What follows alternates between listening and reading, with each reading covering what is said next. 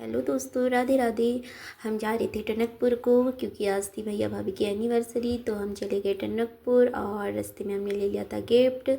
और गिफ्ट लेने के बाद हम चले गए थे टनकपुर और यहाँ पे रास्ते में मिल रहा था माता रानी का डोला। बहुत लंबा डोला था ये, क्योंकि अभी पूर्णागिरी मेला भी चल रहा है। तो हमें हमाऊ में मिल गया था माता रानी का डोला, जो कि पूर्णागिरी जा रहे थे। ये बहुत ही सच्चे भक्त होते हैं और नंगे पाँव माता रानी के दर्शन करने जाते हैं। हमसे तो हो भी नहीं पाता है इतने लंबे टूर में नंगे पाँव जाना।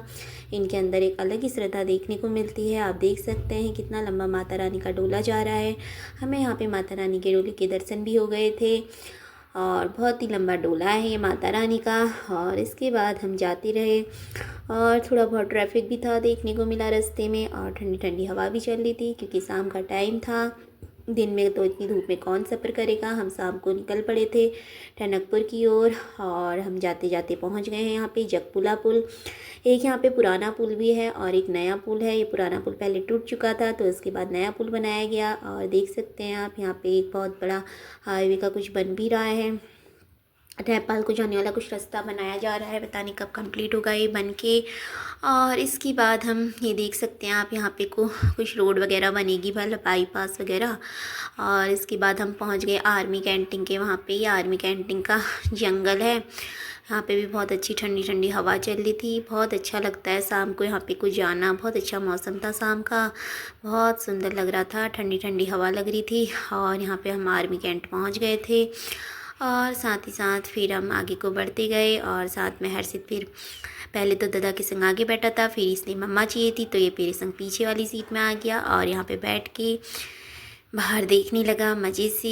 और साथ में कह रहा है मम्मा ये क्या ले जा रहे हो आप, इसमें क्या है, इसमें क्या है कहने लगा। मैंने हाथ में गिफ्ट पकड़ा था तो इसने हर्षु बोल रहा मम्मा इसमें क्या है। फिर जाते जाते हम पहुंच गए अपने घर टनकपुर। और यहाँ पे मम्मी के सबसे पहले मैंने खेत में एंट्री की। यहाँ पे लगे थे अनार के दाने, अनार में फल आ रखा था बहुत ही सुंदर। और साथ में मेरे हस्बैंड घुस गए थे खेत में, साथ में नैतिक भी चले गया। ये लोग थोड़ी बहुत लीची थी इसे तोड़ के खाने लग गए।